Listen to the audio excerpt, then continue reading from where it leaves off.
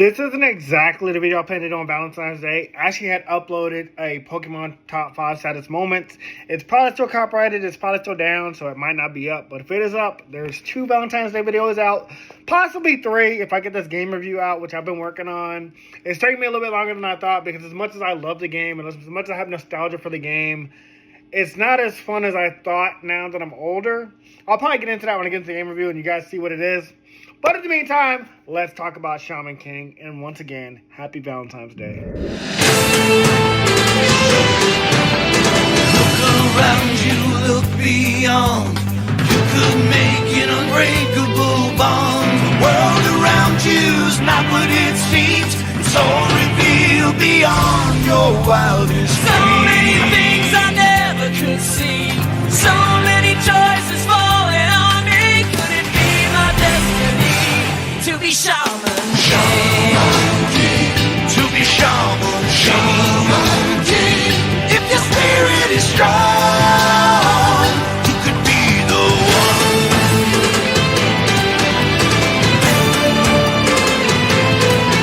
I can look at the world in a different light. I know what it takes to make it right, and I won't give up the fight to be Shaman King.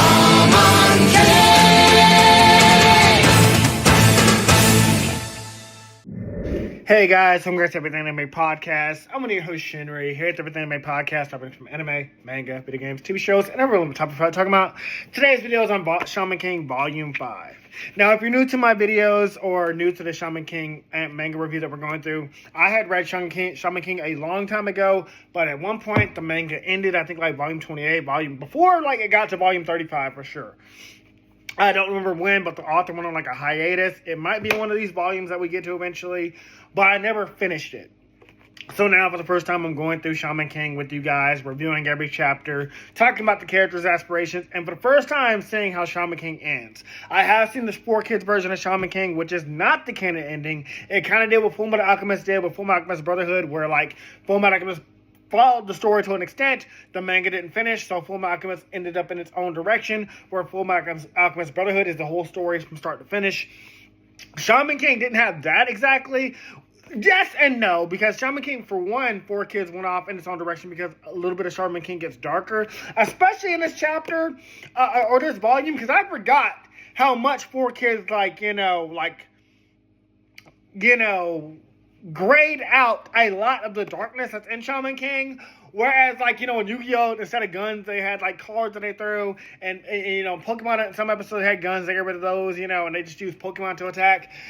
So 4Kids censor a lot of stuff, like Sanji, instead of smoking a cigarette, in One Piece, he, licks a lollipop. Which, once again, as I'm always going to say, the One Piece rap is legendary. One thing 4Kids did was killing that One Piece rap, okay? Now, if you have seen the Netflix version of Shaman King, that is supposed to be the canon ending of Shaman King. The problem with the Netflix version, aside from the voice acting, which I was already with the voice acting, it is way too short. Shaman King, the anime, 4Kids, is 44 episodes, which ain't a lot either, but it wasn't 12 episodes like what's on Netflix. Netflix kind of flies through that stuff, whereas the Shaman King 4Kids at least, follow the manga faithfully, and again, until a certain extent, which I believe is once they get to the actual Shaman King tournament. The main tournament. Right now we're in the preliminaries. You got to go through three preliminary rounds. And when we last left off in Volume 4, Horo and Yo were going at it, and Yo was holding back. Yo didn't want to fight Horo because he's I can't attack you. And Horo was why? And Yo was because I want to know what your dream is. And Horo thought it was a joke. He's oh, you're just making fun of me. No, Yo literally wanted to know what Horo's dream is. And once Horo revealed what his dream was, Yo was okay, now that I know what your dream is, I don't know if my dream's more noble than yours. I don't know if your dream's more noble than mine, but I also don't want to give up my dream. So, once I become the Shaman King, once I win the Shaman King tournament, I'll make your dream come true as well. That's how we last ended off. And so now, I've already talked about this.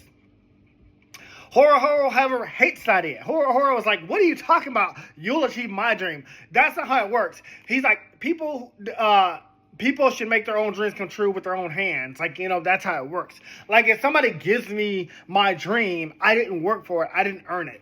As you guys know or may not know, I am the author of the Shinry series. Oh, my books are way over there. I'm supposed to get like a floating bookshelf at some point, so I can just grab more easy. I'm working on that. But, if someone just made my dreams come true, like publishing my book myself, writing the book for me, it wouldn't feel like I earned it. So I kind of get what Horo means. He's like, I understand what you're saying, but I feel like the only way this is going to feel true to me is if I treat it myself, which is I have to win the Shaman King tournament. I can't just let loose you now because you say you're going to make my dream come true. That's not how it works. So Horo begins thinking up 3 ideas that could end this fight and to help him move on to the next battle. Now, unlike when we fought Tokagero and, Yo and Morty was a hostage and we had to go through the 3 things, like, either let Morty die, let Ryu die, or break the Harusame, unlike those 3 options that did play out, these options are kind of just going through Horo's mind, like, it's not going to play out the exact same way.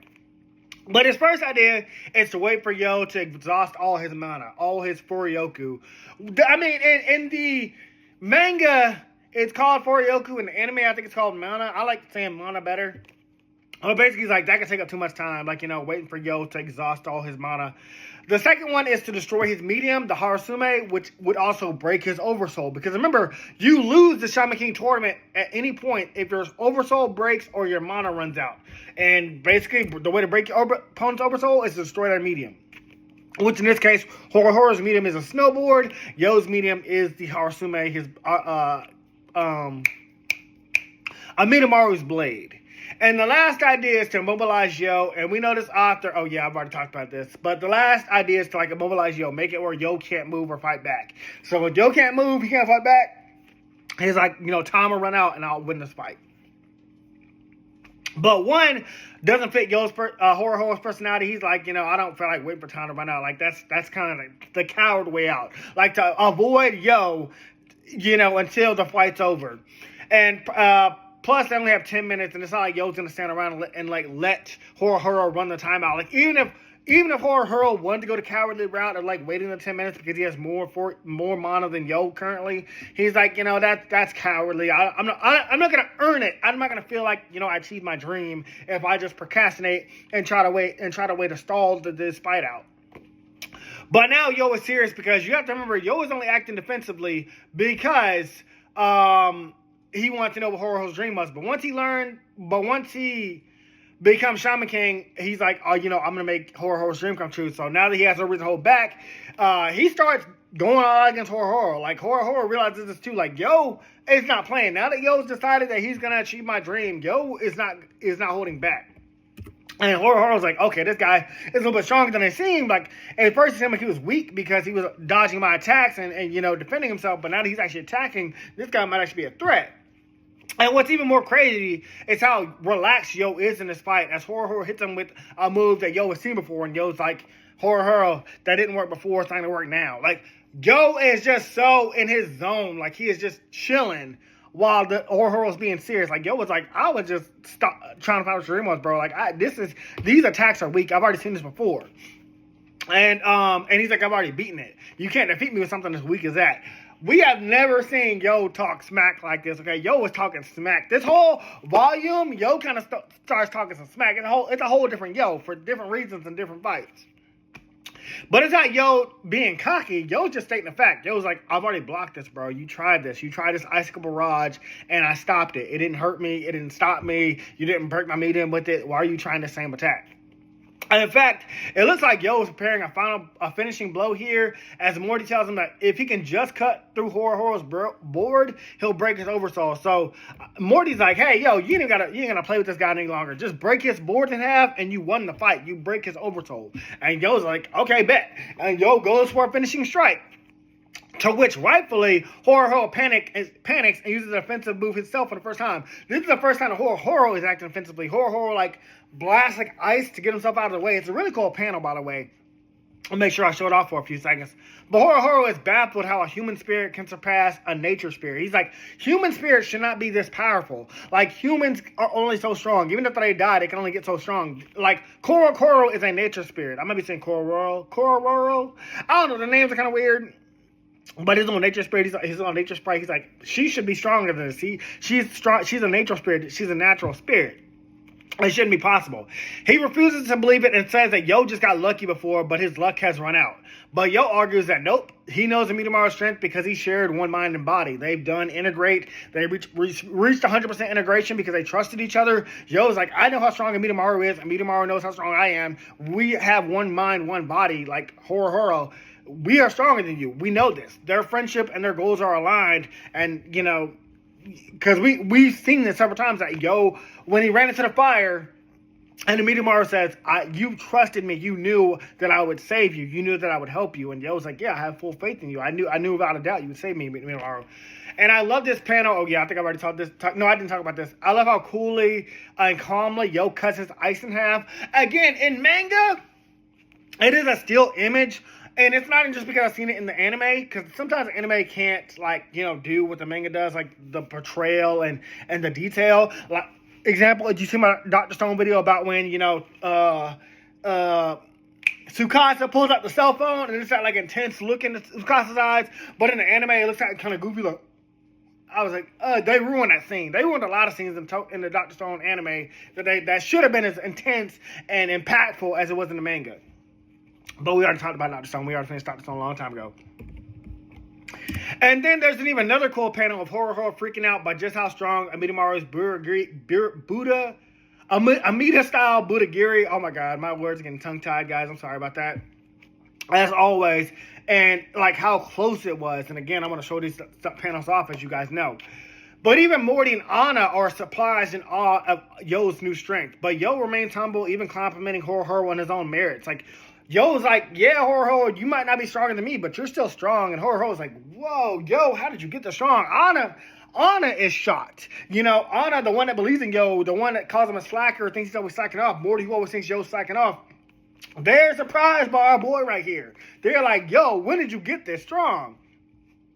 Yo goes on to say, though, that it's more than that he and Amidamaru are best friends and fully trust each other, but that even their medium Harasume was made by Amidamaru's best friend, Monosuke. So it's like, you know, a cycle of friendship. You know, the blade was made by Amidamaru's best friend, who sacrificed it to sacrifice his father's knife, the last thing his father gave to him, to create that blade for his brother. Well, yeah, they're basically brothers, like, you know, by spirit.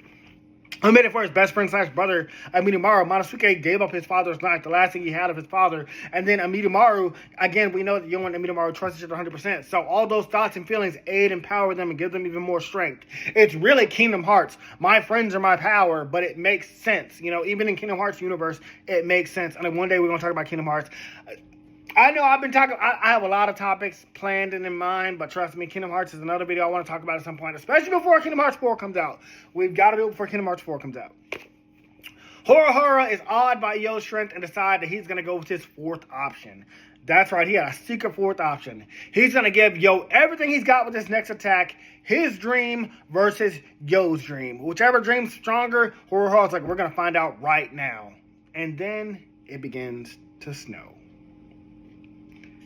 And Morty's like, snow in July, the summer, what the hell's going on? Kororo's most powerful and devastating technique, the devouring avalanche. Now, this was so cool the first time I read this because it inspired a chapter in Shinry the Sword of Light. Little tangent about my book, and spoilers if you haven't read it, but when we meet the character Keto Gourmet, this encounter was inspired based off this fight. Sosa, the Big Five, had the Ice Stone, and he had his Ice Titan Korea. And then, you know, Seto Gourmet and Seto Gourmet and King Gourmet, you know, they were living in that town with Cecilia and Sly. And they had been trapped there by snow after Sosa arrived. And the very end of that chapter, Sosa releases an avalanche that's supposed to, like, devour the whole snow country. And then Keto Gourmet creates that, like, you know, towering shield, and Shobu and Shinry, they jump into the snow, dive into that avalanche, release a flaming lightning demon strike. That's not exactly what happens here, but it was just like this technique had inspired the whole chapter with Keto Gourmet. Again, if you read Shinry the Sword of Light, you already know what I'm talking about. Horo goes on to tell us that an avalanche is a natural phenomenon when winter melts into spring and all the accumulated snow on top of a mountain starts to become unsettled, to the point where even a little vibration in the air, such as someone's voice, can cause an avalanche. This is interesting because I didn't know anything about this, and it might be a factual statement. I'm not sure or not. I don't know if it's true or not. But I know, like, these Japanese manga artists, they like to, like, add real things to their stories, and all authors like to do that. Plus, there's a scene from the Simpsons movie that always makes me laugh. It's probably going to get copyrighted and take it out, but I'm still trying to put it in here. What are you doing, Bart? Just passing the time.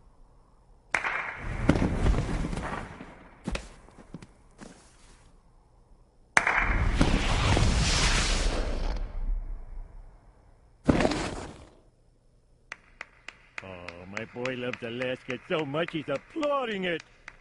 Lisa, why aren't you clapping? Dad? Clap for Alaska.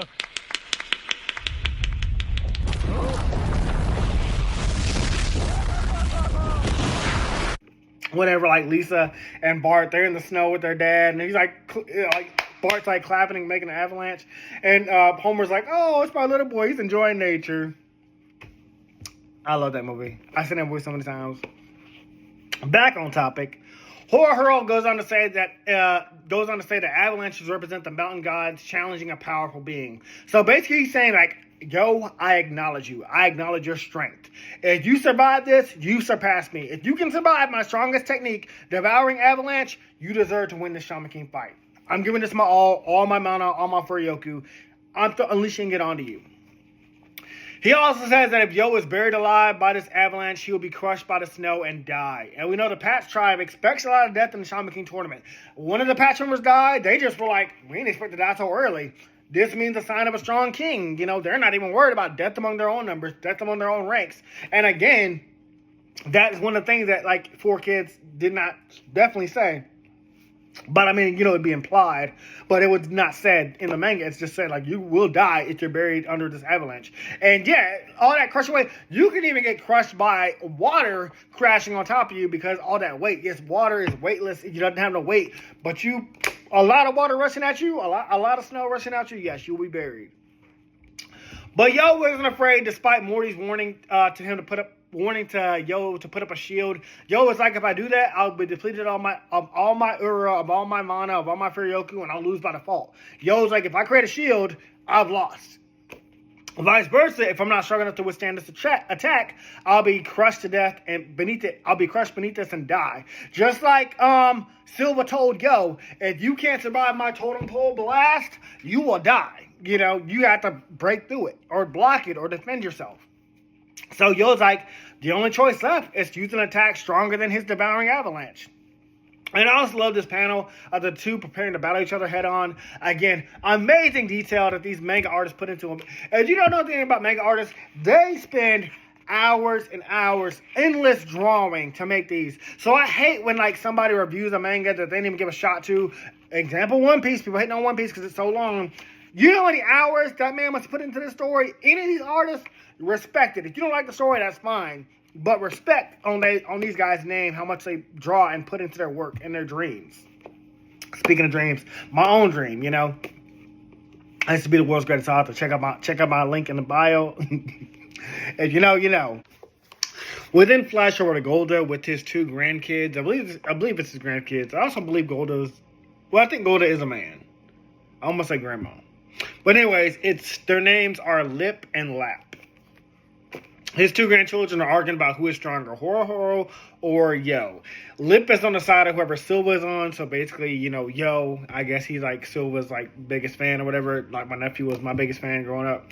And then Lap wants Horo to win because he uses a sacred nature spirit. Like, Lap's like, oh, well, he uses a nature spirit, and obviously, like, you know, those are more noble and closer to the great spirit, you know, God, basically. He's like, versus like Yo with his human spirit.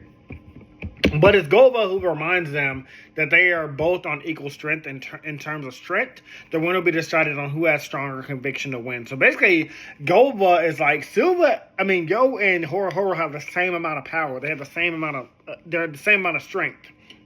But because, you know, this is a Shaman King tournament, you know, you're paired up by who God thinks is going to win. So whoever has a stronger conviction to win this fight. It's not based off who has more mana, who has more Furyoku. who's stronger. It's just, basically because the one that wins the Shaman King tournament is going to become the medium for God, the Great Spirit. Like, your body is going to be the ghost is obviously going to be God, the Great Spirit, but your body is going to be the medium. There's not going to be like a weapon that God takes over. It's going to be your body, like 100% integration at all times. So, like, they're like, you have to be strong. So whoever has the strongest conviction, of course, has to win the Shaman King tournament, because you're going to be the one fused with God. You're going to have all that knowledge, all that omnipotence and all that. Like, you have to be strong enough to be strong enough to do that. And when you know it, Silva's watching this fight himself. He's invested in Yo. Again, it's not outright said, but again, spoiler warning, 3, 2, 1. Silva's name is Silva Asakura. We learned that way later in the series. But yeah, he has invested in Yo. As far as we know, this early in the series, we just know he has an investment in Yo, maybe because Yo surprised him several times. Also, for the first time, we were saying normal everyday people reacting to the Shaman King tournament, which is also like a take on the Demon Slayer corpse. Again, spoiler warning for Demon Slayer, 3, 2, 1, and Demon Slayer. Whenever they fight Muzan and he finally comes up to the surface, the Demon Slayer corpse, they're like, hey, what's that noise out there? I mean, every day when people are like, hey, what's that noise out there? And Demon Slayer corpse like, hey, people don't see there's construction going on, just go back home, go back to your houses. And we know that demons attack in broad daylight, and normal people don't know about it, but like, I do like that, like, Demon Slayer did that in the final fight, because Muzan's fighting on the surface. They're fighting until dawn. In Shaman King, they're like, everyday police are out there, normal people are like I said, 2 kids fighting in the street when Yo and Ren were going out in the middle of the street. I was like, what the hell, Dave? What? Somebody listen to 2 kids fight to the death, in the middle of the street. So I like that I was addressing that. But thankfully, one of our Patch Tribe members, Kaleem, who was Horo's proctor, he knocks out the cops. So again, we do get to see everyday people, like, almost interfering with the Shaman King tournament, but we get to see, like, there's somebody in shadows taking care of it. Unlike in the Demon Slayer corpse, when Demon Slayer, you had Demon Slayer corpse, members taking, like, persuading people, like, hey, nothing to see here. You got the proctors, the Patch Tribe, keeping everyday people from standing out the fights and not seeing what they don't need to see. In the end, it seems as if Horo won, because Yo appears to be buried under the avalanche of snow. But you can also see how good of a person Horo is, because even though he knows that Yo is buried under snow, he basically won the fight because he thinks Yo lost. Yo is about to die. He's like, oh, I should go save that kid before he dies. I basically won. So I do like that. Like, Horo is Yo's enemy, but he's already like, I don't want this kid to die out there, so, I'm going to go save his life before he dies. So you get to see that good in him, just like you see the good in Ryu, you see the good in Tokagero and stuff like that, so I really do like that. But Silva says that won't be necessary. I don't know if Horo heard that, or Silva just talking to himself, because Silva's just like, bitch, you thought. And that's because seconds later, Yo leaps out of the buried snow with his oversoul still intact and ready to land the final blow, which once again inspired the ending of Shobu versus Shinry, the Keto Gourmet arc. Like I said, Shobu and Shinry, they jump into the avalanche of snow when Sosa's trying to bury the snow country, and Keto's got the wooden barrier up against Foolish my own book. But, that was a really cool scene that I love. And I think some people that read my book loved it too. Like, they was like, oh my God, I love how brave Shobu and Shinry are, and how cool of a moment that was, especially for Keto. Everyone watching is odd about this. Even Horo himself is a bit humbled. But I already knew that when Yo landed the final strike, he wasn't going to actually hit Horo. He'd probably land, like, right next to him, because that's the anime trope. And, of course, that's Yo's personality. So as Yo makes his final strike in this very awesome panel, we get to see, like, this giant explosion of snow. It makes it like Horo got obliterated or killed, basically. But again, if it was anybody else other than Yo, Horo would have been killed in that moment. But the reason why Yo did it on purpose is because Horo's oversoul was already expended. He didn't need to finish off Horo. He didn't need to attack Horo. Yo's like, you already lost. You spent all your oversoul using that giant avalanche. My giant entrance, my now you feel like number 1 entrance, that Ichigo entrance, that Naruto entrance, baby, that was just for show to show you ain't beat me. Really love Yo's personality. And so he didn't need to cut him, because he technically already lost. And that's how that fight ends. We then meet up with Ryu again, who's cheering on Yo's first big victory in the Shaman King tournament back at the Asakura house, or the Asakura mansion, however you want to call it. Even Horo was there. He joined the party, to which Morty freaks out and is like, why the hell is Horo here? Like, I understand Ryu. Ryu is one thing, and Ryu's gang is one thing. But why is Horo your enemy that you just fought in the tournament here at your house? But Yo was like, chill out, Horror is cool. He's our new friend, just like Ryu. And again, we know Horror was cool because Horror was like, he was gonna save Yo from being buried in the avalanche in the first place. Like, he wasn't gonna let Yo die out there. He was like already like, oh, I guess I'll go save that kid before he dies, you know. So we got to see that. I mean, of course, Morty probably doesn't know that, but you know, Yo sees that. Yo knows that Horror was good deep down because Yo's like, anybody that sees spirits can't be a bad person. That's Yo's philosophy. Although again, based off the villain of this series, I don't know about that, Yo. You know, especially the next opponent you have to fight. I don't know about that.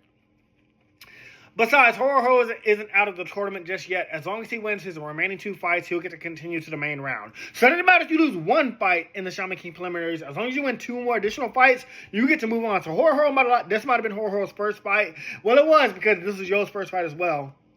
The Shaman King tournament just started. But Horror was like, I ain't out of the match just yet. You know, me and Yo might still face each other in the later rounds. You know, we might get a rematch at some point. But Ryu was also intrigued, because he's a beginner shaman himself. He's thinking about entering the Shaman King tournament as well. Again, spoiler warning. I mean, if you don't already see this coming, obviously, you know, sorry, I was reading something. Obviously, you know, Ryu is going to join the Shaman King tournament, and his partner was already shown to us. We already know who Ryu connects with and vibes with, and basically has the same personality and mindset with. Even Ryu's gang is interested, although they aren't shamans, and I don't think they can even see spirits, but they they trust Yo, they trust Ryu. They believe Ryu can see spirits because of his encounter with Yo and how his personality changed in the previous arc. So they do believe Ryu can see spirits and all that. But they debated about what they would do if they became the Shaman King, which I thought was kind of funny. Like, some of them are arguing like, oh, if I became the Shaman King, I'd be rich. Another one's like, I saw the Big Bang Theory. I'd find out how the universe started. Another one's like, I want to know how the dinosaurs lived and how they died. And then the last one's like, I want to know how the city of Atlantis. Now, if I became the Shaman King, if I fused with God, it sounds kind of corny, but I want to know about this song that I've been hearing since I was a kid. And I know it's a real song because I heard it when I was in Chick-fil-A one time. I heard it when I was in this hotel in Atlanta one time, and ironically, I did not have my phone on me at the time, and I was too shy to ask somebody what the name of the song was. But it sounds like a lady humming. It's like, ooh, ooh. And then I don't ever heard her like say no other words like that. But it's just like this humming, like, ooh. If anybody watching this video just randomly knows what it is, just let me know, because that song, it's been stuck in my head since I was a kid, and I know it exists. I know it's out there, and one day I'm gonna find it. When I meet God one day in heaven, I want to ask God, what's the name of the song? That. Okay, anyways, back to the video. The group asked Ryu what he would do if he became the Shaman King, but Ryu's falling head over heels for Horror. He's falling in love with Horror's nature spirit. She's like, oh my gosh, he's so cute. Because Ryu has a thing for beautiful girls and beautiful spirits, even though, like, this nature spirit looks like a little kid. But, I mean, I don't know. Nature spirits can be thousands, 100 years old. We don't know how old these spirits are. They've been dead. But her spirit ally, Horror ain't having it. He knocks out Ryu with his snowboard. He's like, back off, you creep. But really, we already know what Ryu would do if he became the Shaman King. He wants to find his happy place. He probably want everybody to find their happy place. Obviously, that's what Ryu would want. But anyways, and you'll soon learn who else ain't having that shit. And that is Horror's trainer / older sister, or maybe younger sister. I forget which one they say. I think it's his younger sister. But anyways, her name is Pilika. She is just like Anna. All about hard work and training, all about helping Horror get to his dream, but the extreme training. And I've already talked about this. See, sometimes I'll be ahead of my notes. I'll be ahead of my notes sometimes because I already know the story, I already know these characters, up until a certain point, up until at least volume 28, at least.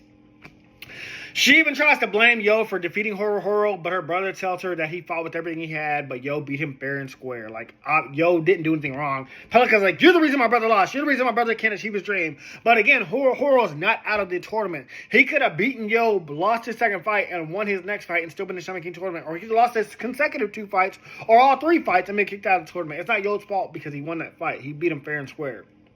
And at least he didn't kill anybody like Tao Ren did or other shamans did. Like, Tao Ren killed his proctor, which he didn't have to. And we know Tao Ren has no qualms of killing people, as well as Yo's next opponent has no qualms of killing people. So, Yo gave Horror, like, you know, an easy way. He didn't even hit him with his last attack because he knew Horror was out of mana. But obviously, Pilika wasn't there. But Horo goes on to say that he's going to win his next 2 matches, which means he and Yo can face each other again in the future rounds, or the main rounds, or the final rounds, and he wants Yo to be ready for that. He's like, yo, I ain't out of this tournament. We are friends now, but we will have to fight again. We'll have to put our convictions on the line and face each other one more time. Whether it be now, whether it be later. So he's like, just be ready. And Yo's like, I got you. I'll be ready. I'm ready to knuck at you buck, stand on my ground. Later that evening, this is when Pelika drags, Horo away as well. And like this hilarious gag, like how Anna would drag Yo away to training and stuff like that. And Morty's like has respect for both of them now. Later that evening, Yo starts to contemplate about what Pelika said, how defeating Horo stopped him from achieving his dream, and he starts to feel guilty, realizing that winning the Shaman King tournament means taking other people's dreams, like stopping them from achieving their goals.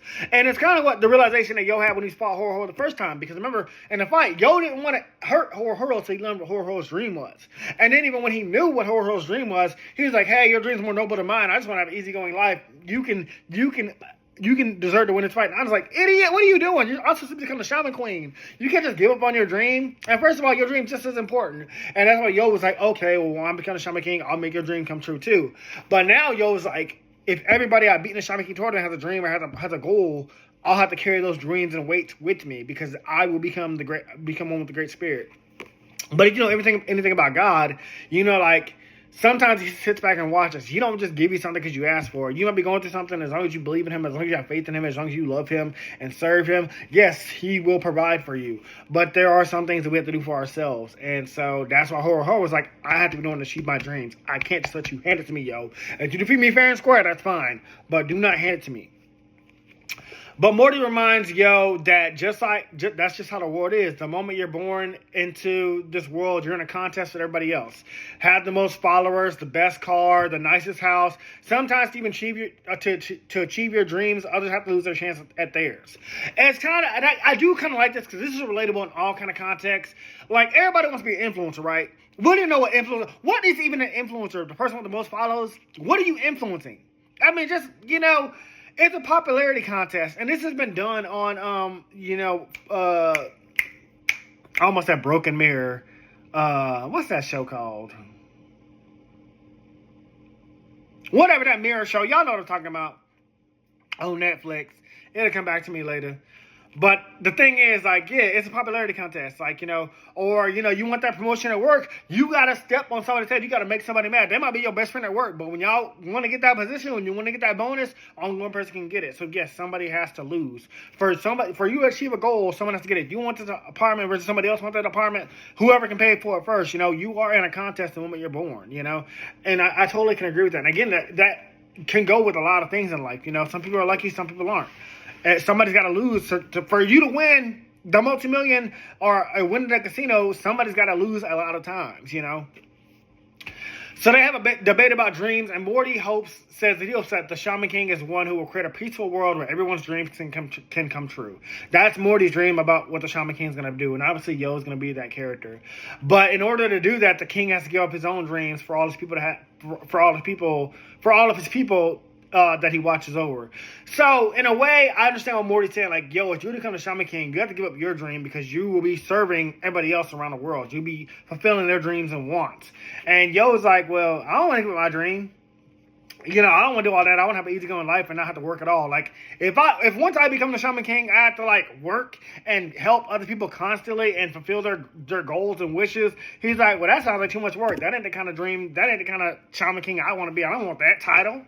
I joined the Shaman King tournament so I can be lazy, But I do understand what Yo is saying, if you achieve your... I do understand what Morty is saying. I do understand what Yo is saying. Yo wants to become a Shaman King so they have an easygoing life. But there's more to it. We learn that in a second. But what Morty's saying is, like, if you do become a Shaman King, if you become a king at all, a king of anything, you have to give up what you want. I mean, maybe being the king is what you wanted, but once you're the king, you don't have freedom. You have to serve your people. You have to provide for your people. You have to protect your people. So being a king actually comes with a lot of responsibility, as Yo has not figured out yet, but he will.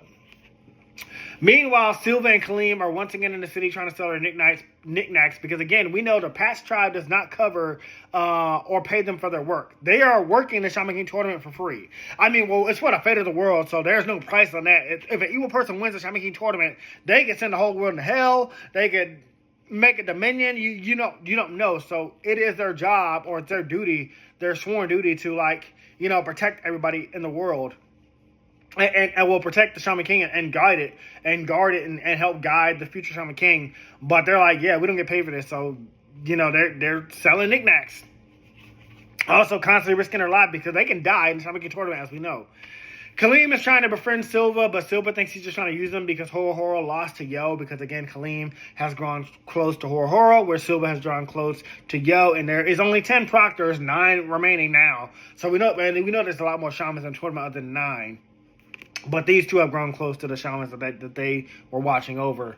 But instead, Kaleem has come here to warn Silva about Yo's next fight. Kaleem's like, hey, look, I ain't here to just become your friend or steal your spot and, stop you from making money. I came to warn you about Yo's next fight. Tell this man to forfeit his next fight. Let him forfeit this one, and then fight the next one and win it. Tell him to take the L on purpose. And then, and he says if Yo does not forfeit the next fight, he will die. And that's like an ominous message. Like, Silva's like, what do you mean Yo will die? Some time has passed, and Yo and Anna are laying out in the grass at Morty, and once again, Yo is appearing carefree, while Morty is nothing but a little bit worried. He's like, yo, aren't you supposed to be worried? Your next fight's coming up soon. And Yo's like, oh, Morty, you worry too much. I won the last fight. I'll win this fight, too. And that's because, well, the reason why Yo's comfortable and Morty's a little bit worried is because they're in the middle of a graveyard. Which, of course, will freak anybody out, but Morty specifically because Morty can now see ghosts. But to Anna and Yo, it's no big deal because they've been shamans their whole life and they've seen ghosts all the time. Like, they know the ghosts can't harm them. 1, Yo has a Minamaru, so he can fight other ghost spirits. And 2, Anna can send them to heaven or hell anytime she wants to with her beads, as an Iketo. But it's also the chosen fighting ground for Yo's next fight, which puts him at an extreme disadvantage, which you'll learn why soon. Because this character also inspired a character in Shivers of Shinry, the Sword of Light, but we'll get there as well. And he became one of the most iconic characters in all of Shivers of Shinry. We learned that in this cemetery, it used to be a place where World War II veterans where Navy fighters in World War II and Marines from different countries were buried here. 4,500 men and women from 40 different countries. So I thought that was kind of cool. I don't know if that's like a historical thing in Japan, but I do like that that's added here. This is also confirmed when Yo asked Popeye the Sailor Man, which is a cute gag. It ain't outright said it's Popeye the Sailor Man, but he got the muscles, he got the pipe, he got the hat, he got the spinach in his mouth and all that. I thought it was a cute gag, like, teasing America and all that. And then, but they aren't alone, as Silva is here to visit Yo, but the gas continue as the police officer tells him that he will receive a ticket for selling goods in a graveyard, to which Silva's like, I couldn't even pay my light bill this month. Again, just a random humor in Shaman King, but it also fits this world because it proves that what Silva was saying, like, they don't get paid. So Silva's like, hey, man, I ain't here to sell my knickknacks, but don't kick me out of here. Don't take my knickknacks. I got to pay my light bill, shit, my light's going to get turned off, shit, I already can't. Living off nickels and dimes and pennies, okay? Don't take that from me. Before Silva tells him why he's here, though, he makes a joke that Morty is a spirit like Korororo, just like Horo's spirit, which Morty takes offense to. But then Anna clocks that he's coming to warn Yo, but he can't outright tell him because that would be favoritism. So I do like that Anna was already on Silva. She's like, I know why you're here, Silva. You're here to warn Yo to forfeit this fight, but he ain't gonna do it. And Silva nods in agreement, but says he would tell Anna directly, so he asks her to come if they can talk somewhere else, because he can't tell Yo to forfeit, but he can tell Anna to tell Yo to forfeit. He tells Anna that Yo's opponent is a serial killer, but because he didn't break any rules in the Shaman King tournament, he's allowed to enter. Serial killers, as long as they can see ghosts, as long as they can use mana and they can land a hit on the proctor, they get into the Shaman King tournament. Again, there is a villain in the Shaman King tournament that if they could just kick people off for being evil, they would have did it. But you cannot. If they're a shaman, they beat a proctor, they are allowed to enter the Shaman King tournament if they choose to. But what really disturbed Silva is that he killed his last opponent in his last match. Silva's like, hey, Yo will not survive this. He probably killed his proctor. Well, he didn't kill his proctor because there's still 9 proctors. But he killed his last opponent. He's probably going to kill Yo, tell Yo to forfeit this fight. He still can win his 3rd match and continue. He urges Anna to forfeit this fight, but Anna's like, so what? All Yo has to do is win, right? We know Anna has complete faith in Yo, but again, it's a little misguided when you find out who this villain is, but again, Anna's faith never wavers in Yo at all, ever. But that's when Silver reveals the twist that he's been holding on to, and the reason it's a dangerous fight that Yo is fighting in a graveyard. His opponent is a necromancer. He can bring back souls from the dead using skeletons and corpses, especially in a graveyard. That is his, mana zone, basically. That is, his playground. That's his field. This is what he needs. But he's almost like an Igato. They put kind of like how Anna can bring back spirits from the dead, but she can bring them back from heaven or hell. Where I think they have to come to him if he calls them, stuff like that. And then Tao June, she had that the paper tags that controlled Lee Parson and had his soul stuck to it. And that's not all. Necromancers can't just use one spirit. Depending on how powerful they are, they can have an army. And again, with Yo fighting in a graveyard, he has an unlimited army at his disposal.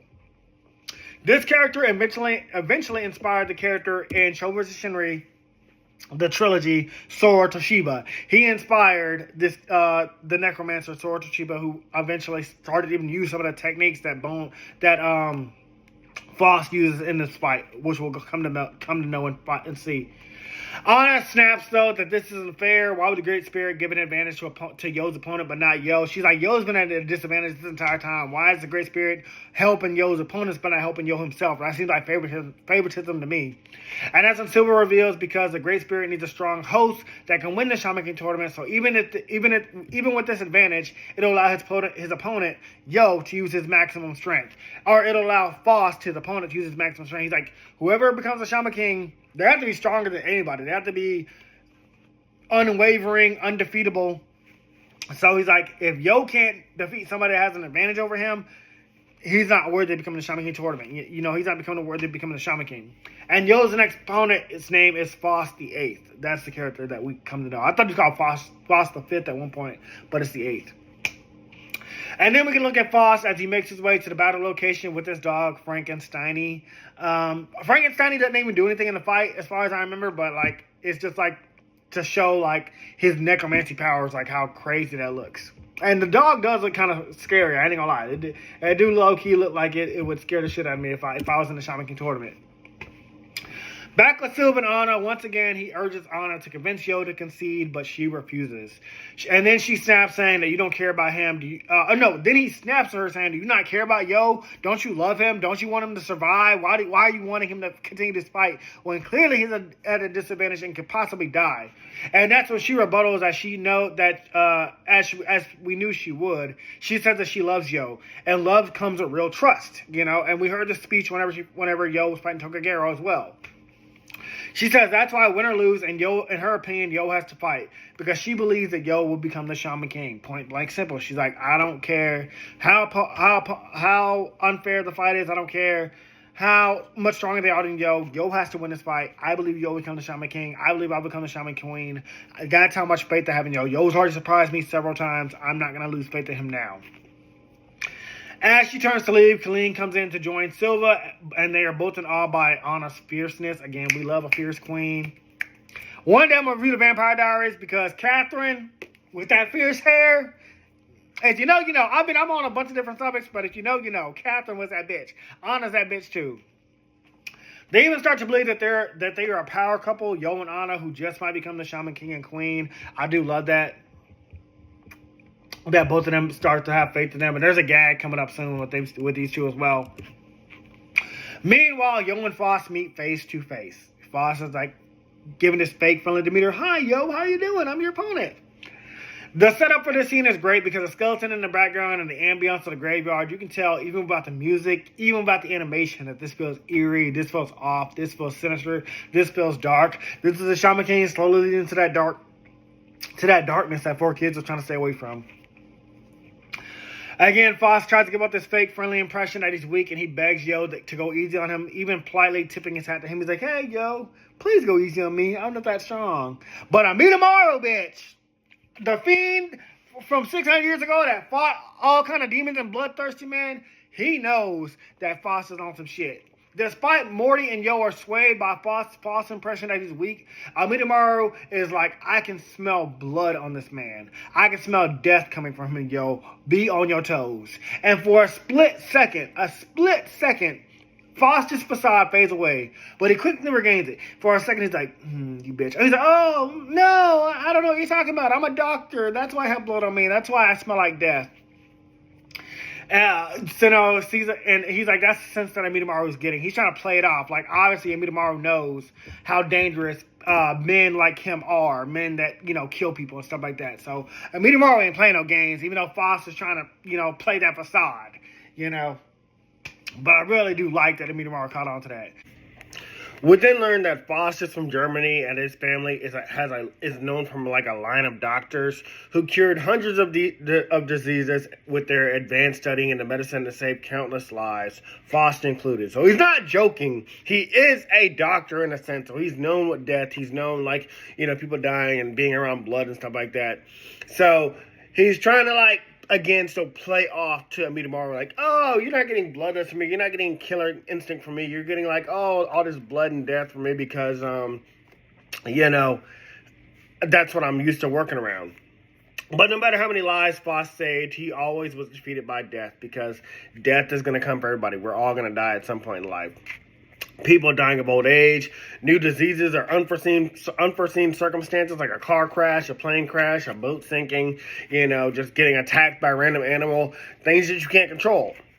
And because Foss is a doctor, he wanted to exceed the greatest disease of all, death, which is why he founded necromancy, to be able to bring people back from the dead. You can basically cheat death more than Final Destination if you can bring somebody back from the dead.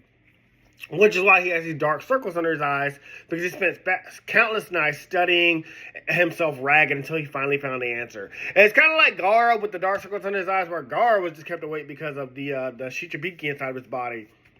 But Foss just kept awake endless nights as he was looking for a way to defeat his greatest enemy, death. He's like, I'm a doctor. I want to stop death. I want to cure old age. I want old age of dying, stuff like that. But before we learn more about that, we learned that his ancestor, Foss I, also sought this answer. He studied alchemy and magic. 500 years ago, he participated in the first Shaman King tournament.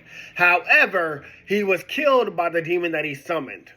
So he was fucking around and found out, basically. He was trying to cheat death. He was trying to, basically, solve the greatest disease, death, as well. And his shamanic partner was a demon, and it killed him, I mean, there ain't nothing against shamans having demons as partners. But through his studies, that's how Foss learned his own shamanic style, necromancy, or corpse revival. Now, again, this character inspired Sora Toshiba because I thought how cool necromancy was, and bringing people back from the dead and using bones to attack and stuff like that. I mean, I know Kimimaro does it as well in Naruto. I kind of got some of that from Kimimaro as well. But it was really Foss the Eighth that really inspired Sora Toshiba's whole character design and stuff like that. The design of Foss is crazy, as the wife we later learned is the corpse he's hiding under his jacket, his main spirit ally. Because Foss, when he's wearing his giant jacket, he looks like he's some heavy-set dude. When he reveals himself, he's just a skinny guy. And he has this gothic aesthetic and stuff like that going on. Also, his weapon of choice is a butcher-like blade on a long wooden cross. That's his medium. Well, no, his medium is Eliza, the corpse, his wife, or his nurse assistant, as he says later in this chapter. But we learned in volume 6, I believe, that that's his wife, or his love, his fiance, something like that. Because again, I read up to at least volume 28. But and that's also why this video is coming out for Valentine's Day, because Foss and his love and all that. And by putting his power into his medium, he's able to bring his darling Eliza back to life. His nurse assistant, his wife. This, of course, freaks Morty out, and he runs for his life because I think early in the chapter, Morty was talking about like zombies, like he's scared of zombies and he thinks zombies exist and stuff like that. And then, ironically, Yo's fighting a necromancer who can bring back the dead. But unfortunately, Foss has taken interest in Morty because of his short stature. He believes he has like some kind of like unnatural skeletal deficiency because how short he is and like how his body still moves. Like he's like a dwarf. So he's like, oh, that's interesting. I never seen a dwarf before. I want to experiment on him. I want to know and find out how your body works. So he summons an army of skeletons from the graveyard to go and capture him. Mind you, Morty is not a shaman or part of this fight. So the shamanic fight hasn't even started yet. Morty has nothing to do with it, and Foss is like, oh, yeah, while we got time, I'm gonna do an experiment on your friend. So just chill out till the fight starts, okay? But Eliza and Foss aren't going to just stand by and let Yo get in their way, because Yo is not going to let, like, Foss experiment on his best friend. He's like, no, you're not touching Morty. Morty's my best friend. Since there still isn't time for the fight, Eliza's going to keep Yo out of the way while Foss starts to conduct his experiment on Morty. I think, like, at one point he cuts Morty open, and Yo starts freaking out. I mean, I might be speaking of this a little bit too early, but because Foss is targeting Morty, Yo is like, hey, stay with my friend, and Eliza is like, blocking Yo's path. She's not a weak spirit. Well, we learned something later. It's not like she's super strong, but there is a plan that Foss has, and it's working out perfectly, and Yo's kind of falling for it. But yeah, Eliza is like basically trying to like prevent Yo from intervening with Foss in his experiment. Not only that, Yo and Morty are pinned down by all the other skeletons in the graveyard, so they're truly at a disadvantage. So while Yo is trying to save Morty, but also being stopped by Eliza, Yo's got all these other hundreds of skeletons holding him down. Morty's got all these other hundreds of skeletons holding him down. So they're both like, Yo is the shaman. He's able to fight all these skeletons and Eliza, but he's outnumbered basically. And Morty's a human. He can't handle this. And once again, that's when tragedy happens right before Yo's eyes, as once again, Morty's life is in danger. Just like with Tokagero, as he was held hostage and cut open by Foss. This is where Foss cuts him open. And this was not, I think, shown so much in 4Kids. I think it was a little bit, but in the manga, you really see like how bloody and gory and dark it is. Again, you can see how much darker this anime is getting. It's truly gruesome to look at. And I even put it here. I think 4Kids censored this scene. I'll have to look and watch it again. Morty understandably starts to question his life choices ever since running into Yo. He's like, why did I get myself involved with shamans? Like, I almost got killed by Tokagero. I got beaten up by Ryu the first time I met Yo looking for him. Morty's like, why am I doing this? Why am I hanging out with Yo? And it's kind of sad because it's something we learn about Yo and Yo's dream and stuff like that. That's what you really learn what Yo's dream is in this chapter, or in this manga. This volume, sorry. But of course, this angers Yo because we know he cares about all his friends and he swears he will save his friend's life. These are one of the rare moments we get to see Yo truly angry, truly pissed off. Like, he's just like, again, like when Morty's life was in danger the first time. Foss tells us that it's pointless though. Even though they're skeletons, each one of them has the power of a full-grown adult. So he's like, it doesn't matter that these skeletons are my main medium. Like, Yo, you're fighting skeletons that have the strength of an adult person. And just same with Morty, Morty's not getting up because Morty is going to be held down by these adult skeletons that are strong as an adult. But that's when Yo hits him aside with a single swing of his sword. Like, Foss is experimenting on Morty. He's not even paying attention. And then Yo just hits him with the Harasume, sending him flying. And the anger and intensity even in Yo's eyes surprises, like, all of them. Especially Foss. Foss is like, oh. But again, we learned something later that this was all part of Foss's plan to piss Yo off. Like, get Yo, like, distracted and over angry and everything like that. Yo reassures Morty that he will save him, but Morty pleads that if he wants to at least grow taller. No, Morty's like, I at least want to grow taller before I die. Like, I understand I'm gonna die, but I at least want to grow. He's making a joke out of his situation. To which Yo says in his own way that if Morty dies, he'll just collect his spirit and, like, use him as a shamanic partner. To which understandably pisses Morty off. Morty's like, don't make a joke like that at this time. Like, Morty, you making jokes about you want to grow taller before you die. And then Yo's like, oh, don't worry if you die. I'll just make you a shamanic spirit. I understand what Yo's saying, like, truly, and I think Morty does that as well because, Yo is a shaman. He'd bring Morty back, but he does plan to save Morty. And Minomaru says that Morty didn't get a life-threatening cut, but they must stop the bleeding before he will bleed out. So Morty isn't cut enough to where like he's gonna die immediately, but he is currently, bleeding profusely. They will have to find him a doctor that can save him now, otherwise Morty will die, whether Joe defeats Foster or not. To which Foster's like, I'm a doctor right here, why are you insulting me? I was conducting an experiment. I would have been done if you would let me finish. Basically, like, if you would just let me experiment on your friend, keep cutting him open, figure out how his skeletal body works, I would have just brought him back to life. I have necromancy. I just brought Morty back to life. Which, again, is still fucked up. But, yeah, that's the joke. Even Foster throwing jokes in this fight. But Foss then fully stands up, and Yo's attack seems like it didn't do much to hurt him. And just in the nick of time, too, as the Shaman fight has just begun. So Foss is like, oh, that little weak kid, that's all you got? Again, just taunting Yo, trying to get Yo more and more angry. But again, there's a twist to what Foss is doing. Foss even then tells Eliza to make sure you put Morty's files aside for later. Like, he's in an actual doctor's office. Like, he just cut Morty open, is experimenting on him. Really, again, we're going to find out later why. It's to get under Yo's skin, pretty much. But, literally, he got under Morty's skin. But he's acting like he's in an actual doctor's office. It's like, hey, Eliza, my nurse assistant, put Morty's files aside for later after this fight so I can keep finishing my production. But of course, Yo isn't thinking about the fight because he's doing his best to stop Morty's bleeding, which leaves his back open and defenseless. Like, his back is to Foss because he's currently trying to help Morty in any way he can close his wounds or stop him from bleeding out. Because as Minomaru told him, his cut isn't deep enough where he'll die, but he will bleed out to death if he's not taken to a doctor immediately. Foss, however, plans to end this fight in one blow. It even summons even more corpses to attack Yo. Again, these panels are incredible with all these skeletons attacking Yo like it's World War Z. Like, there's like a wave of skeletons just coming at Yo. Really incredible detail. That's what I mean. Like, these authors put a lot into their work and all this detail and stuff like that. Again, I've talked about this many a times about these Japanese artists, how long and how much work they put into these stories. But despite the army of corpses, Yo again is even more pissed than we've ever seen him before, frightening Foss. Like, Foss is like telling his skeleton army to get him, and Yo turns around, he gives him this like look in his eyes that even frightens Foss. Foss is like, holy shit, I pissed this guy off to an extent. And we've never seen Yo like this, okay? This is a whole different Yo that we've ever seen.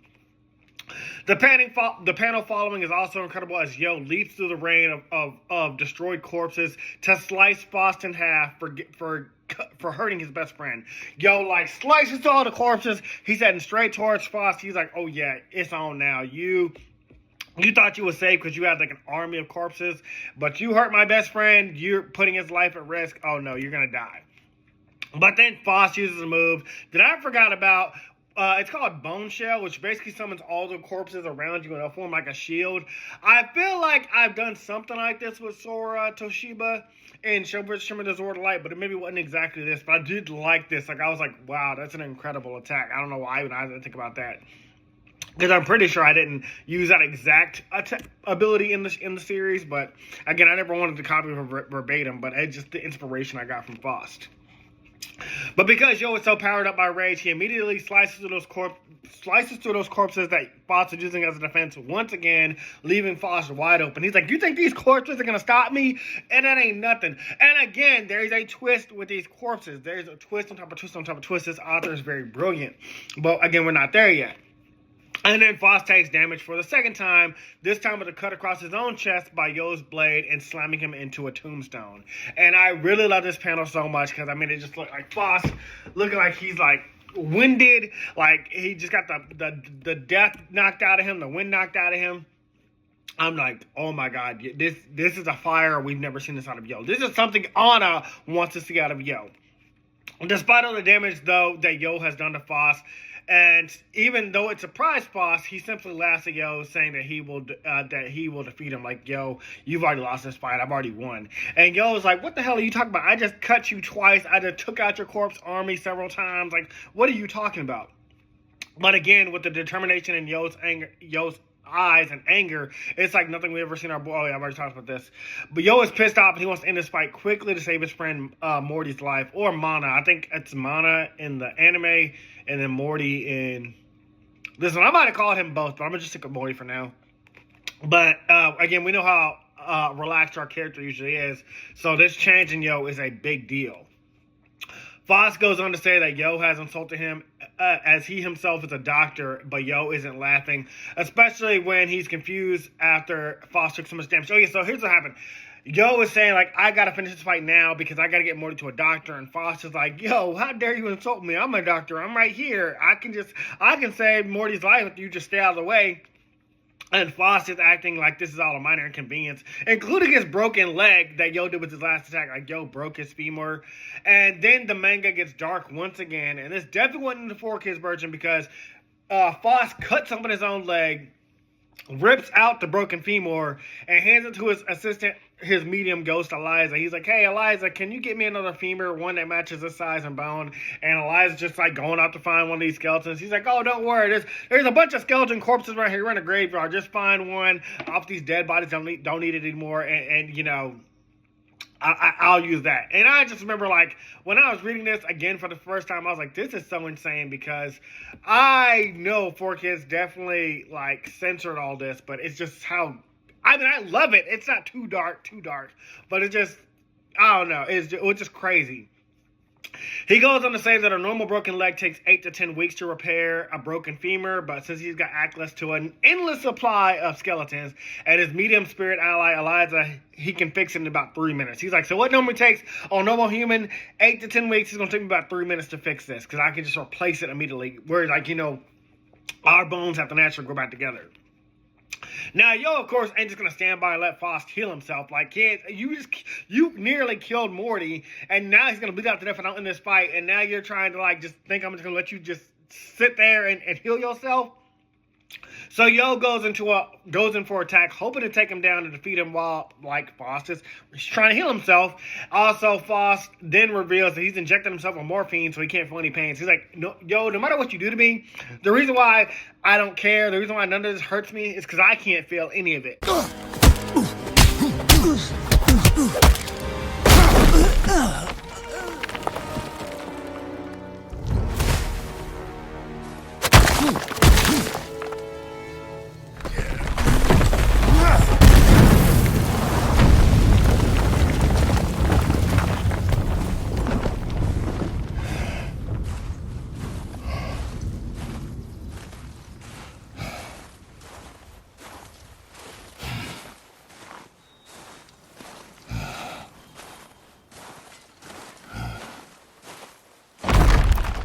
Leaving so soon?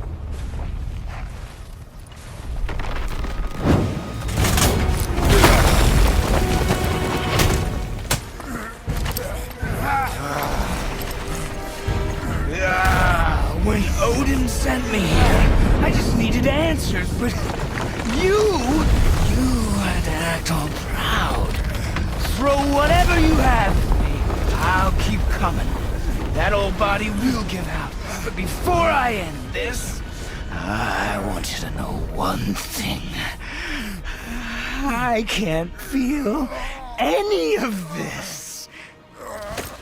Like, even though I cut my own leg, you know, and that would cause him pain, like, you know, that would be agonizing. He's like, I can't feel it because I injected my body with morphine before this fight even started, so I wouldn't feel any pain. But getting to Foss won't be easy, as since they're in a graveyard, it means he has an endless army and shield at his disposal. So even though Foss is, like, trying to heal himself and Eliza's currently looking for a femur so she can't defend him, he's like, hey, don't worry, I got all these corpses that'll protect me, and, you know, he's gonna be worried about Morty bleeding out anyway. Now, back with Silva, he's currently rushing back to the battlefield, hoping to get back to Yo and inform him after meeting with Anna and Kaleem. The reason why he got held up, though, is because he couldn't pay the bill at the restaurant, so he got Clean to wash the dishes for him. Because, again, the pastime members do not get paid for being in the Shaman King tournament. We've already talked about this, but I thought it was pretty funny that he was washing dishes because they could afford the bill. Like, why did you go to Burger King and McDonald's? Like, hey, should get you a little Happy Meal. You ain't had to go to a fancy. Anyways, back in the battlefield, Yo is doing his best against the skeletons, but they just keep coming over and over again while Faust keeps healing himself. Again, it has put Faust in the greatest field playing he can have. He's in a graveyard, and he has necromancy. He can bring back the dead as many times as he chooses to. And you have to remember, if Yo runs out of Furyoku first, or if he dies, or if he loses, or if time runs out and he has less Furyoku than Faust, or mana than Faust automatically wins. So Faust is just chilling. Elijah, his oversoul, is just looking for a femur. He been touched twice by Yo, hit with the back of his blade and then cut open. But Faust really just chilling because I can see he can't feel any pain. So he's barely using his mana. I mean, well, he's got all these skeletons, so you think he's wasting a lot of mana. Again, it's all a play. It's all a ploy. But meanwhile, and then Faust plans to use this to his advantage because he's taunting Yo that Morty's life is on the line and that he'll die of blood loss. So, like, Yo's just, not worried about his mana. He's not worried about how much Furyoku he's using. He's just constantly attacking. And so, if Yo doesn't end this match soon, he will lose because he'll run out of Furyoku or mana. His Oversoul will break, and then Faust will still have all these corpses. And that's why he's played right into Faust's hands, because how could you blame him? Like, his best friend's life is on the line, and Faust is once again using these skeletons as a shield. He didn't realize that Faust. Okay, so here's where we start getting some reveals. I'm probably going to talk ahead of myself with these notes, but Faust has the same amount of mana as Yo. They have the exact same amount of mana. The only thing Faust is doing is putting a little bit of mana in every single skeleton, enough to make them move. He has not given them the strength that he gave to Elijah, his Oversoul. He is not giving them all of his mana and then keep reviving them. He gave them just a pinch to stand up, just a small amount. And so then when it's revealed later that Yo and Faust have the exact same amount of mana, it's like, what? Faust has been fucking with you, Yo. You could have probably just tapped them skeletons. They would have fell down. Maybe not literally tapped, but because Yo's going all out. He's angry. He's not thinking. He's not in his natural calm state. If Yo was calm, Yo would realize hey, these skeletons aren't even doing anything. They're not even attacking me. They're just holding Morty down. They're just holding me down, but they're not doing anything else. They're shooting Faust, but they're barely even shooting him because I broke them easily. If Yo took a second to think, he would realize that Faust is playing with him. And so then when Yo does realize it, his Oversoul is nearly gone. Like, his mana is barely got like a twinge of flame left. And so Yo realizes now, like, oh my god, I'm losing this match because I've lost my composure. And again, Faust had a perfect setup, using Morty as a shield, or using Morty as a tool to anger Yo, piss him off, get him distracted, stuff like that. And then barely putting mana into all these skeletons to make Yo feel overwhelmed, making Yo feel outnumbered and stuff like that.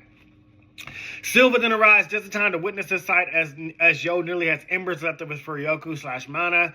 But you gotta wonder, where has Anna been at this point? If Silva got held up and he made it, where is Anna this whole time? And that's what I was wondering when I got to this point of the manga too. I'm like, if Silva got held up, where the hell was Anna? And when you find out where Anna is, it's kind of a gag. And I love these gags, but we'll get to that in a second. As Yo is on the ground, slowly running out of Furyoku, Faust threatens to end Yo's life. Faust is like, you know what, Yo, your suffering's gone on long enough. I think I'm going to finish you off finally.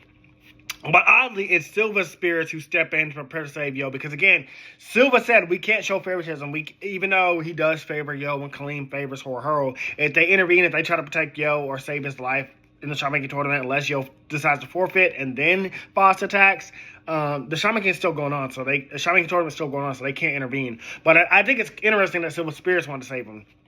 And Silva warns them that even though he wants to save Yo's life, they're still in the Shaman fight. So until time runs out, someone dies, or Yo runs out of mana, he cannot intervene. But I was talking ahead of my notes, but that is what happens. And if he intervenes before the fight's over, obviously Yo will be disqualified. He'll be kicked out of the whole tournament, and Silva will probably be kicked out of the Patch Tribe. And they want Yo to win. They believe Yo, like Anna, that he can become the Shaman King.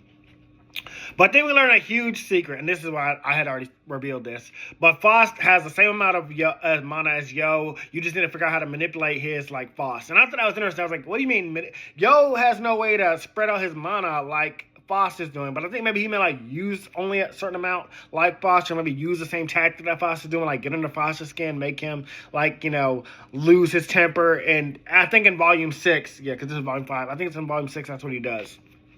Anyway, knowing our main character, Yo, he's able to stand back up despite being low of mana because he's determined to avenge his friend. Yo wants to save Morty's life. He still believes that he can do it. And Yo, despite running low on aryoku, despite running low on mana, he's like, I'm still going to save Morty because Morty's my best friend. And I think this is about where Anna's about to show up. Silva and his spirits, as well as Foster, confused about how Yo can do this. I was like, is this the Rock Lee versus Gara situation where, you know, Rock Lee had already passed out. He was already defeated by Gara, but his body decided to stand back up. But no, Yo is in full control. Yo is in control of his mind. Yo is aware. He's present. He's ready to continue fighting to save his friend.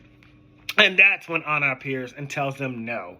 Yo is still fighting because Morty is his friend, his first human friend. And at this point, Yo's like, hey, Anna, stop talking. But Anna just keeps going on. And then we learn something we never knew about Yo's past. Yo was taunted as a child because he was able to see ghosts. People called him a demon child. I think I knew something about Yo's past. Like, you know, whenever he was talking to his grandfather in the beginning of the story, he's like, oh, the other kids don't want to talk to me because they can't see ghosts, or they think I'm weird, or they think I'm cursed, or something like that. But we didn't know that they called him a demon child.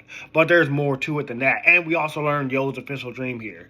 Yo is basically like Naruto in this situation, not because other shamans didn't exist, but because other non-shamans didn't understand what Yo was going through. Ever since he was born, he could see spirits and ghosts. It was just like his ability, his power. That's why, you know, that white ghost, Yo understood it. He understood like he can get attacked by the spirit, and the spirit would realize that too, because normal spirits can't, you know, hurt a normal human. Before Morty, Yo was alone. In fact, the first time Yo left his village, he met Morty passing through the graveyard, who could also see ghosts. And then when Morty followed him the next day, Yo basically became attached to him. So the first time Yo left his village was the day that Morty saw him in the graveyard. And we do kind of know that because Yo was brought into school the first day in the first manga panel as well, in the first episode. But then Morty following him around, Morty being able to see ghosts, and Morty not being a shaman, Yo knew like, hey, I wouldn't have to fight him in Shaman King tournament. Hey, he can see ghosts and talk to them too, you know. And Morty, it also seems like an outcast. So Yo was drawn to Morty the moment they met. And that's why Yo is so angry, because he doesn't want to lose his first real friend. Aminimaru's his friend, Anna's his like fiance, but Morty is his first actual human friend. Yo doesn't want to lose that, the first friend he's ever had after being called a demon child. Just like Naruto was attached to Sasuke because, you know, that was his first rival, someone that was just like him and was also outcasted, but also, you know, he felt a connection to Sasuke, and Sasuke felt that connection back to Naruto. And then Anna turns to Morty, wondering how she can save him. And Foss, once again, not the kid version, threatens to attack him for intending to intervene with his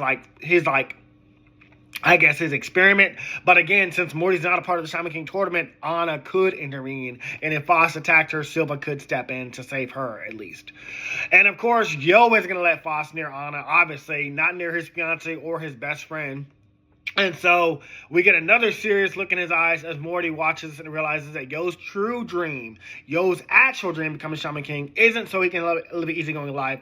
It's to create a world where no one is ever lonely. Create a world where no one is lonely ever again. I thought that was really cute. I like that reveal and everything like that. I thought that was perfect reveal for Yo at this point, like knowing that that's Yo's true intention of becoming the Shaman King. Just like with Luffy, we know once he becomes the king of the pirates, he told the rest of his crew his dream is to do something, and the rest of the crew laughed. We don't get to know what it is yet, but I do like that, and I believe it's gonna be like a giant party or something like that. I believe that's what it is, because every time Luffy saves somebody in a kingdom, we have a party. So I feel like it's gonna be one giant party, which I would love. That'd be awesome.